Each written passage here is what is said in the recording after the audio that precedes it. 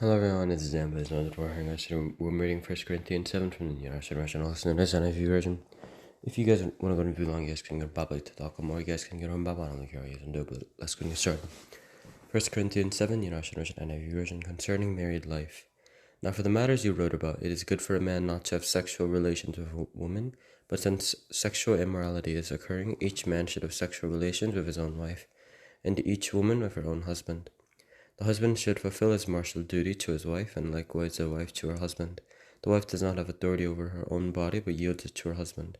In the same way, the husband does not have authority over his own body, but yields it to his wife. Do not deprive each other, except perhaps by mutual consent and for a time, so that you may devote yourselves to prayer. Then coming together again, so that Satan will not tempt you because of your lack of self-control. I say this as a concession, not as a command.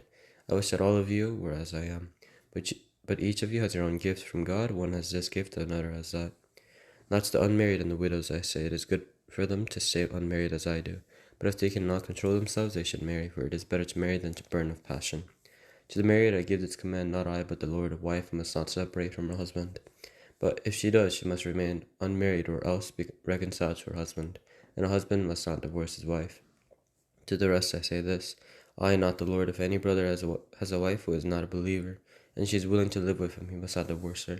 And if a woman has a husband who is not a believer, and he is willing to live with her, she must not divorce him, for the unbelieving husband has been sanctified through his wife, and the unbelieving wife has been sanctified through her believing husband. Otherwise your children would be clean, but as it is, they are holy.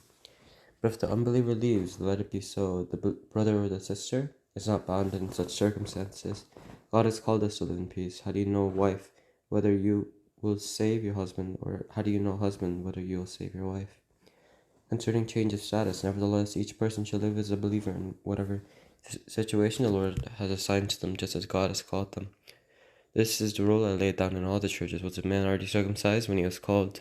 He should not become uncircumcised. Was a man uncircumcised when he was called? He should not be circumcised. Circumcision is nothing and uncircumcision is nothing. Keeping God's commands is what counts. Each person should remain in the situation they were in when God called them. Were you a slave when you were called? Don't let it trouble you, although if you can gain your freedom, do so. For the one who is a slave when called to faith in the Lord is the Lord's freed person. Similarly, the one who is free when called is Christ's slave. You are bought at a price, and do not become slaves of human beings. Brothers and sisters, each person is responsible to God, should remain in the situation they were in when God called them. Concerning the unmarried, now about virgins I have no command from the Lord, but I give a judgment as one who by the Lord's mercy is trustworthy. Because of the present crisis, I think that it is good for a man to remain as he is. Are you pledged to a woman? Do not seek to be released. Are you free from such a commitment? Do not look for a wife. But if you do marry, you have not sinned, and if a virgin marries, she has not sinned. But those who marry will face many troubles in this life, and I want to spare you this. What I mean, brothers and sisters, is that the time is short. From now on, those who have wives should live as if they do not, those who mourn as if they did not, those who are happy as if they were not, those who buy something as if it were not theirs to keep, those who use the things of the world, and as if not engrossed in them, for this world in its present form is passing away. I'd like you to be free from concern. An unmarried man is concerned about the Lord's affairs, how he can please the Lord. But a married man is concerned about the affairs of this world, how he can please his wife, and his interests are divided. An unmarried woman or virgin is concerned about the Lord's affairs. Her aim is to be devoted to the Lord in both body and spirit. But a married woman is concerned about the affairs of the world, how she can please her husband. I am saying this for your own good, not to restrict you, but that you may live in a right way in undivided devotion to the Lord. If anyone is worried that he might not be acting honorably toward the virgin he is engaged to, and if his passions are too strong and he feels he ought to marry, he should do as he wants. He is not sinning. They should get married, but the man who has settled the matter in his own mind, who is under no compulsion, but has control over his own will, and who has made up his mind not to marry the virgin, this man also does the right thing.